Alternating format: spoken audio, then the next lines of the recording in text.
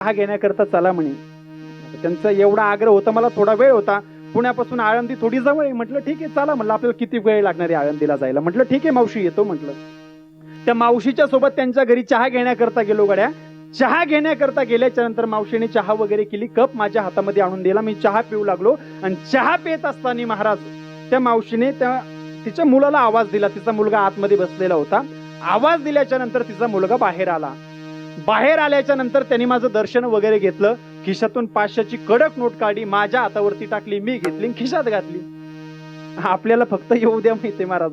त्यांनी माझं दर्शन घेतलं. तो बाजूला बसला, त्याच्या पाठीमागून त्याची बायको आली आकाश महाराज. तिनेही माझं दर्शन घेतलं. दर्शन घेतल्याच्या नंतर माझ्या हातावरती 500ची नोट टेकली, मी घेतली खिशात घातली महाराज. दोघही माझ्या समोर बसले. मावशी साईडला बसलेल्या होत्या आणि त्या मावशी मला बोलू लागल्या, महाराज आमचा मुलगा पुण्यामध्ये इंजिनियर आहे म्हणे.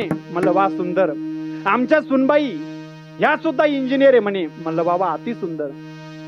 म्हणे महाराज आमच्या सुनबाईला 7वा महिना सुरू आहे.